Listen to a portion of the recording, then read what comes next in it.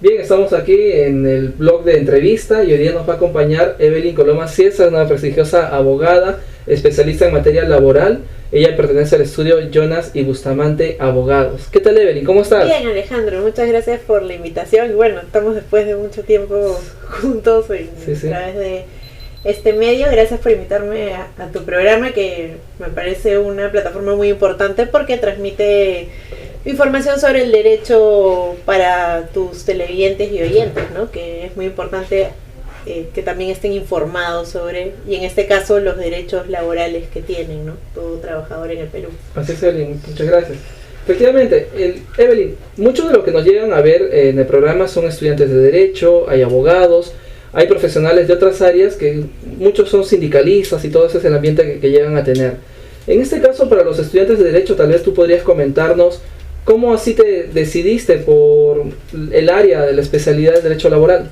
Bueno, yo ingresé a la Facultad de Derecho porque me gustaba mucho el tema de los derechos humanos, ¿no? Quería especializarme en principio en derechos humanos, pero ya a lo largo de la carrera, sabes tú como abogado que uno ingresa con miras de especializarse en alguna materia, pero cuando conoces las otras te van gustando, ¿no? Entonces, para mí el derecho laboral trata un derecho humano porque estás tratando en un contrato de trabajo, estamos hablando de una persona humana que es el trabajador, que no se le va a poder separar de esta condición que tiene inherente, ¿no? Una persona, porque ingresa al centro de trabajo, no pierde los derechos como ser humano que tiene. Y bueno, me pareció apasionante entrar a especializarme en este tema, ¿no? Porque esta relación contractual de una parte siempre va a tener una persona, ¿no? A un ser humano, una persona natural. Y bueno, cada vez me fue gustando más y terminé especializándome. Tengo un posgrado, la maestría en esta materia, ¿no? Que es el derecho laboral, que es muy interesante y que además todo el mundo tiene que tener conocimiento de alguna forma de esta materia, porque finalmente el derecho laboral es una contratación en la que vamos a estar involucrados todos, ¿no? Todos como profesionales, trabajadores, practicantes. Entonces me gusta mucho esa rama, ¿no? Pero más por el tema humano, ¿no? Que siempre se va a estudiar. Y justo como nos mencionas, ¿no? Tú has hecho un posgrado fuera del país en el tema justo de materia laboral. Sí. ¿Qué tal fue la experiencia en España? ¿Qué tanto se ha desarrollado el derecho laboral? ¿Qué diferencias has visto con la normativa de nuestro país? Yo a los estudiantes que nos ven y a todo profesional les recomendaría, si es que tienen la oportunidad de estudiar un posgrado fuera, una especialización o una maestría o un doctorado, que lo hagan, ¿no? Es una experiencia muy enriquecedora, porque además de que vas a tener la oportunidad de comparar nuestra legislación con otras figuras jurídicas que se regulan en otros países, culturalmente es una experiencia que te permite crecer mucho, ¿no? Conoces profesionales de otros países, maestros, catedráticos de otros países, ¿no? Y te permite enriquecerte tanto profesionalmente, académicamente, como personalmente, ¿no? Es una experiencia que yo sí la recomiendo, y si tienen la oportunidad de hacerlo, se planifiquen. Hay muchas becas que otorgan diversas instituciones. Yo al final no accedí a una por falta de tiempo, pero hay muchísimas becas que finalmente no se utilizan, ¿no? Pero sí, a los jóvenes les recomiendo que sí, si van a poder hacer una maestría fuera, que no pierdan esa oportunidad, porque es muy enriquecedora. En el caso de la legislación española, existen muchas figuras que son similares a las peruanas, ¿no? Ya. Nosotros tenemos muchas figuras o conceptos laborales que hemos no copiado, pero tomado como referencia a la legislación española, que era muy proteccionista, incluso más que la peruana, ¿no? Hasta el 2012, que se tuvo que dar la reforma laboral por la crisis en la que se encontraba España y muchos países de Europa, se han vuelto una legislación menos proteccionista, ¿no? Y el tema de los sindicatos, ¿eso cómo lo viste? Es bastante fuerte la presencia sindical, ¿no? Incluso para uno poder estudiar un caso en España, siempre vas a tener que evaluar si es que no haya un convenio colectivo que se aplique a esa actividad económica. Porque hay convenios colectivos que ya se aplican por actividad económica, ¿no? Entonces, por ejemplo, si tú tienes el caso de un trabajador y tienes que ver un punto que es muy importante, ¿no? le corresponde periodo postnatal a una trabajadora. Entonces te tienes que basar en la legislación general que se regula en el Estatuto de Trabajadores, pero además siempre vas a tener que verificar si es que hay un convenio colectivo que se aplique por actividad, incluso por empresa, ¿no? Que le reconozcan mayores beneficios a esta trabajadora. Y muchas veces, por ejemplo, ese descanso pre y postnatal se puede ampliar hasta 6 meses en España, ¿no? Interesante, o más. Claro, porque en nuestro país, héroes televidentes, cuando se hace un convenio colectivo, muchas veces solo se limita netamente al sindicato que lo firmó y a la empresa, ¿no? Pero lo que nos mencionas, Evelyn, es muy interesante porque quiere decir de que esto da para más. O sea, en nuestro propio país va a indicar que a esto es lo que tienen que apuntar los sindicatos que hoy están, y justo muchos de sus televidentes son sindicalistas. Creo que eso es un punto muy importante para ellos. Evelyn, coméntanos, y en la actividad ya de abogada, ¿no? ¿Qué tipos de casos son los que sueles ver, ¿no? ¿Qué es lo que más te preguntan los jóvenes, la gente del sector trabajador?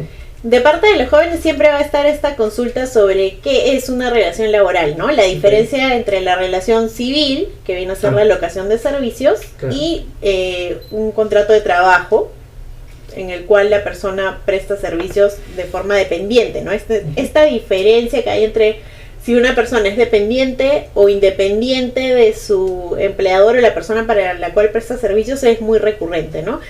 Incluso se generan muchas dudas, ¿no? Porque hay muchas preguntas sobre cuánto tiempo puedo prestar servicios a través de recibos por honorario y a partir de qué momento paso a ser estable, ¿no?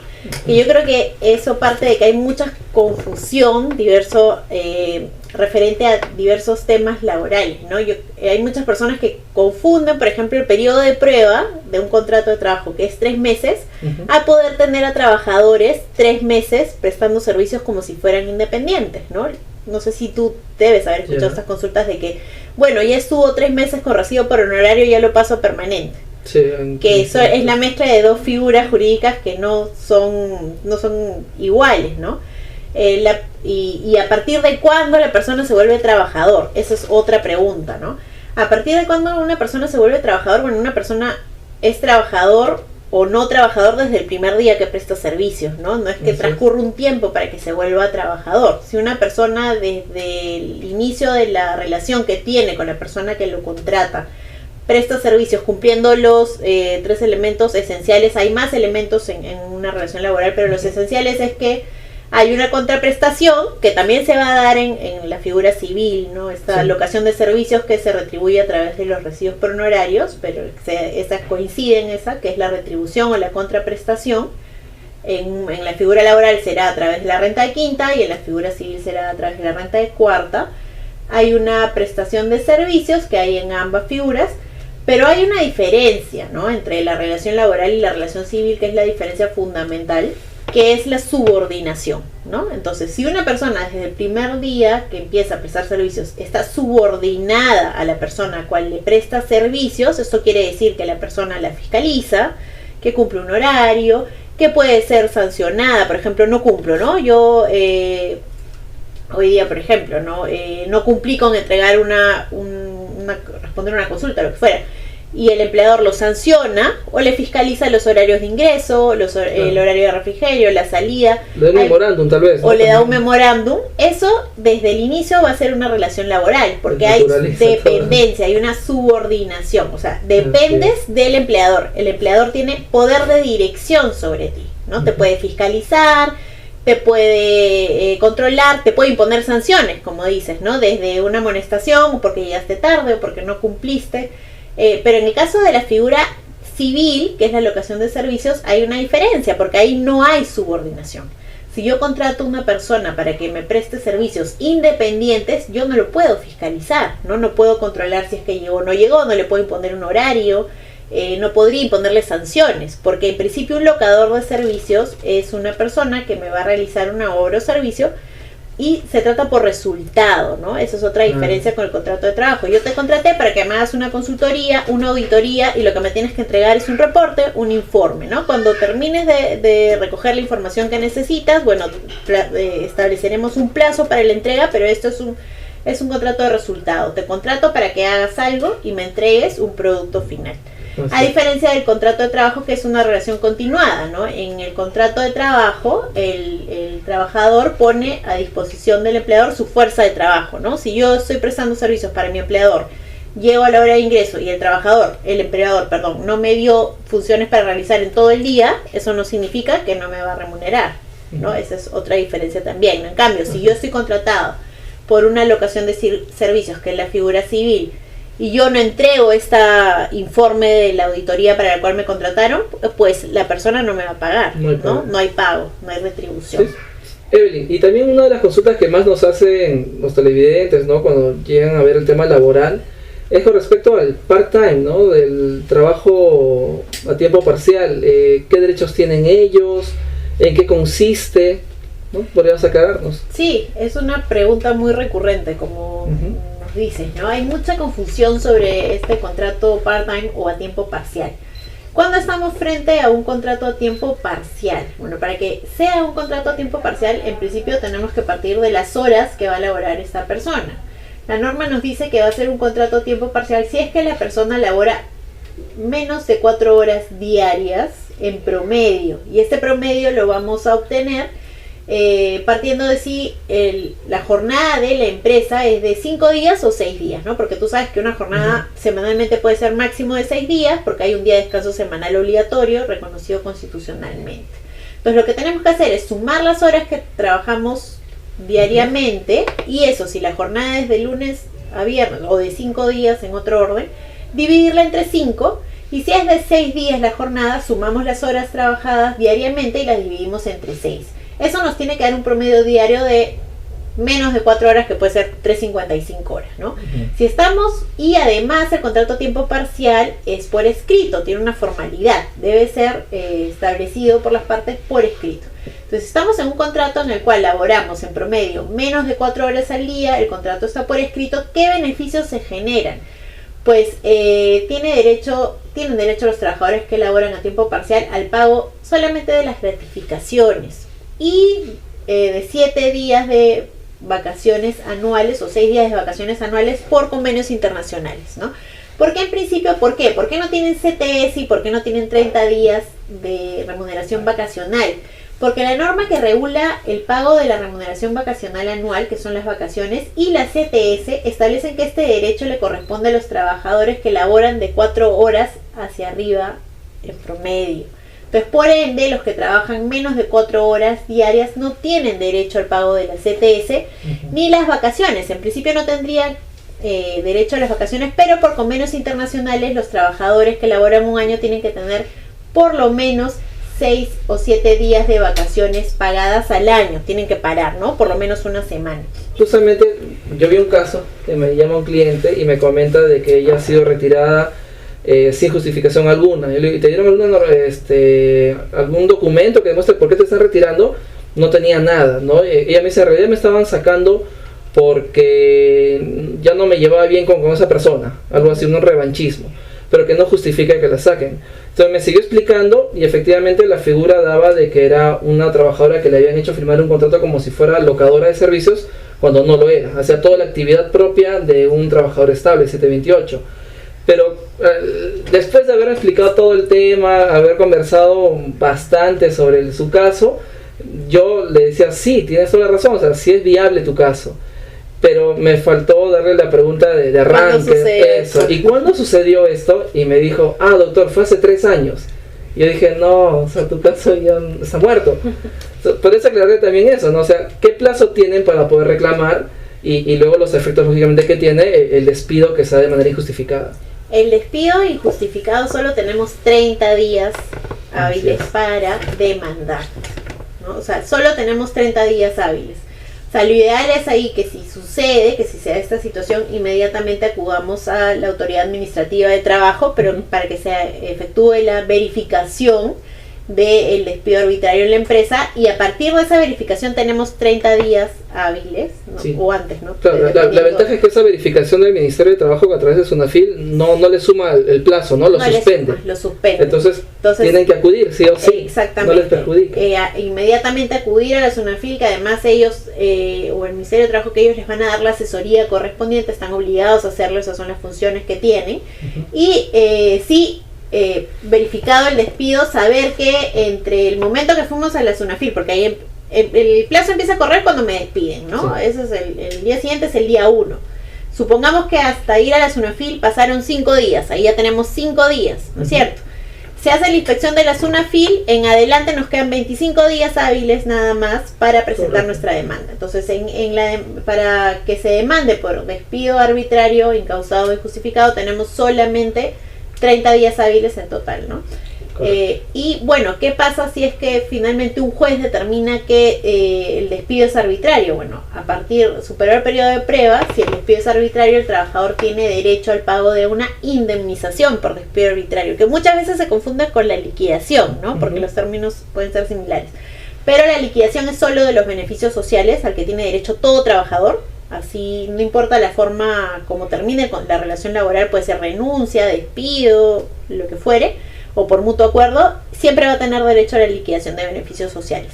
Pero la indemnización se va a generar cuando se produce un despido arbitrario. Y en este caso, la ley establece que para los contratos indeterminados, a plazo indeterminado, se establece una indemnización de un sueldo y medio por año, con un tope de 12 remuneraciones, lo que nos hace que se va a cubrir por 8 años, ¿no? Superado los 8 años vamos a recibir igual las 12 remuneraciones.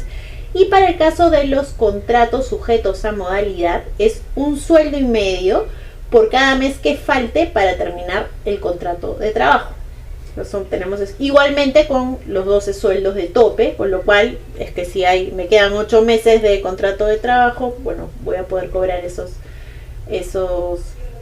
8 meses voy a poder cobrar esas 12 remuneraciones. Hay una diferencia entre la contratación modal y la contratación a plazo indeterminado, pero ese es el beneficio. Por otro lado, si es que soy trabajador y no me pagaron la liquidación de beneficios sociales, que es el otro punto, los beneficios sociales, CTS, gratificaciones, vacaciones, tengo 4 años para demandar el pago de estos beneficios sociales desde la fecha del cese, pero lo ideal es no dejarlo para el final, porque al final se nos puede pasar el tiempo y es hacerlo lo más pronto posible, ¿no? Pero para reclamar beneficios sociales o remuneraciones no pagadas, bonos, bonificaciones, comisiones, tenemos 4 años desde que se genera el cese. En principio esa liquidación debería ser pagada dentro de las 48 horas de producido el cese. Si vemos que el empleador no tiene la intención de hacerlo, pues podemos plantear esta demanda. Podemos ir también, en principio, a la autoridad administrativa de trabajo para que realice una inspección y verifique por qué no nos quieren pagar. Incluso se le podría iniciar un procedimiento sancionador y encontrar que la empresa ha incumplido, que ha cometido una infracción contra las normas laborales, le podrían imponer una multa, ¿no? Pero adicionalmente a la vía administrativa tenemos la vía judicial, que es en la cual tenemos 4 años para demandar el pago de estos beneficios sociales. Bueno, entonces, sí está quedando claro, creo que los televidentes van a poder tener ya un panorama claro del derecho laboral, de más o menos cómo reaccionar ante un despido injustificado, ¿no? Y una figura que se estuvo utilizando últimamente, ¿no? Y que justamente es este tema con la ley Servir, ¿no? ¿Qué funciones está cumpliendo el tribunal Servir, ¿no? De repente en el trabajo que tú hayas podido ver, ¿han habido casos con Servir que hayas podido tomarlos en cuenta? ¿Cómo has visto la actuación de Servir para los temas laborales de nuestro país? Yo creo que está haciendo un trabajo importante, ¿no? Los informes de Servir nos pueden ayudar a uniformizar un poco los criterios que en materia laboral, como sabrás, tenemos en principio la legislación que está dispersa, no tenemos un solo cuerpo normativo, no tenemos un código laboral o una ley general de trabajo que está en debate hace más de 11 años en el Congreso. Entonces hay muchas dudas, ¿no? Porque la doctrina nos ayuda, ¿no? Bastante para tratar de uniformizar aquellos quizá vacíos en interpretación que puede tener nuestra normativa laboral, pero falta, ¿no? A diferencia de la materia tributaria, donde las resoluciones del Tribunal Fiscal ayudan mucho a la interpretación de las normas tributarias y saber qué podría pasar en diferentes supuestos. En el caso laboral no tenemos ese soporte, ¿no? Ahora se estuvo avanzando bastante con las resoluciones de SUNAFIL, que ahora son públicas, y bueno, podemos ver los criterios que tiene la autoridad administrativa, ¿no? Pero en ese camino, Servir está ayudando, me parece, bastante con los informes que ha hecho hasta el momento. Hay informes técnicos, y que son publicados por año, están publicados. Que al menos nos permite para tener una visión de lo que podría suceder en determinadas situaciones, ¿no? Ayudan tanto a los empleadores como a los trabajadores, ¿no? Y a nosotros como abogados también para plantearnos qué podría suceder en determinadas nos sirve como base, ¿no? También contemos un caso, pues el informe técnico de servir de tal año sustentó tal tema ante tal sindicato. Sí. ¿No? Entonces, queda la recomendación también para ustedes cuando tengan una duda en materia laboral, sea un despacho jurídico, sea desde un sindicato, ¿no? Pueden presentar la consulta a Servir y no tiene costo alguno, ¿no? Y Servir lo va a resolver y nos sirve como base para poder tener con mayor claridad la materia laboral, porque tal como menciona Evelyn, efectivamente, cuando uno quiere revisar el tema laboral, hay que revisar netamente la ley del 728, la del 276, ¿no? Confusa, la de gratificaciones, así es, hay que buscar las normas y armarlas, ¿no? Lo bueno es que el proceso sí ya, por el Código Procesal Laboral se aclaró bastante, ¿no? Pero en lo otro sí sigue difuso, o sea, hay que armarlo, armarlo. Aquel que quiere entrar al mundo del derecho laboral efectivamente se choca con eso en primer lugar, ¿no? Exacto. Porque no sabe a qué norma acudir, ¿no? Bueno, yo creo que el programa está sirviendo bastante para este tema, para aclararlo, cómo está el derecho laboral en nuestro país. Cuéntanos, Evelyn, y también se hacen en temas académicos, también estás dictando cursos. Sí, ¿no? sí, justo me has invitado. Tenemos un curso, ¿no? Que estamos llegando gracias a EGEPUT, ¿no? Con destacados ponentes, ¿no? Y también que tienen maestrías en otros países. Está el doctor Mayor Sánchez, está Jara, que últimamente está bastante destacando también en internet, ¿no? Tiene varios libros publicados, es bastante joven, pero bastante voluntad para hacer las cosas, y creo que eso es fundamental para todo lo que tengamos que hacer. Sí, y que es importante también porque yo al menos siempre he sido una asidua a cursos, seminarios y capacitaciones, porque uno tiene que tener eso presente, ¿no? Uno nunca acaba de aprender, ¿no? Y en el derecho laboral tenemos que estudiar todos los días, ¿no? Todos los días, porque es muy amplio. El derecho laboral, muchos creen que solo toma pocos aspectos, pero el derecho laboral tiene muchas subespecialidades, ¿no? Seguridad y salud en el trabajo, el sancionador, que es ante la autoridad administrativa de trabajo, tenemos seguridad social, que es los procedimientos y ante salud, porque pueden llegar incluso a la vía judicial, ¿no? Tenemos muchas ramas en materia laboral, incluso la migratoria, porque tratamos a los expatriados, ¿no? La contratación de expatriados es tratada también ligada exactamente a la rama laboral. Entonces el derecho laboral es muy amplio y por eso es necesario también formarse y estudiar todos los días. Y estas capacitaciones como este seminario que has propuesto, Alejandro, es importante porque además van a tener profesionales que tienen experiencia en la materia y que les pueden dar conocimiento, no solo de lo que es la legislación y lo que es la teoría, sino acompañada de la casuística que tienen estos diversos profesionales que ya tienen una experiencia en materia laboral bastante, y una formación que también va a servir, ¿no? Entonces yo creo que sí va a ser importante tanto para los estudiantes como para los abogados tener conocimiento tomar conocimiento de las experiencias de otros colegas para el tema de los abogados, y para los estudiantes también tener una exposición de académicos que tienen especializaciones y formación y experiencia sobre la materia laboral, ¿no? El derecho laboral, la especialidad laboral es muy apasionante, ¿no? Y yo a los estudiantes de derecho, a los abogados, sí les recomiendo que encuentren esta materia que les gusta más, ¿no? Porque el derecho es muy apasionante, pero también es una carrera que es muy demandante, para muchos genera mucho estrés. Entonces lo importante es que si uno va a trabajar un montón, estudiar un montón, leer un montón, sea algo que le apasione, que le guste, ¿no? El derecho laboral tiene muchas materias, es una rama muy humana que te acerca mucho a trabajar con seres humanos, con personas. Siempre vas a tratar, cuando estamos resolviendo una consulta en materia laboral, estamos resolviendo sobre parte de la vida de un ser humano, ¿no? Entonces es muy importante, hay bastante por hacer. La investigación va a ayudar mucho al derecho laboral porque también hay muchas figuras que están desactualizadas, desfasadas, y yo sí los invito a especializarse en el derecho laboral. Tienen muchas subespecialidades, seguridad y salud en el trabajo, que es muy bonita esta rama también. Tienen también seguridad social, que la seguridad social es también muy importante, la materia ya sea las reguladas por el salud o la pensionaria.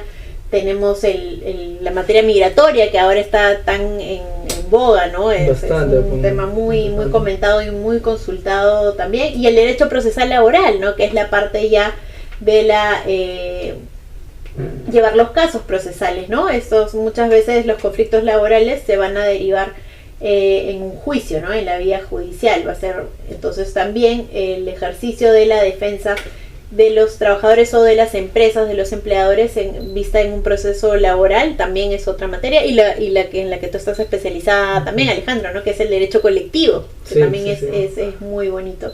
Pero tienen muchas ramas para estudiar sobre el derecho laboral y en las cuales se pueden especializar. Yo los invito a que estudien el derecho laboral y que le encuentren el gusto, ¿no? Y si lo encuentran, que se dediquen a esta... Además, siempre van a haber consultas laborales, sí, ¿no? sí, Siempre dar, no van a faltar.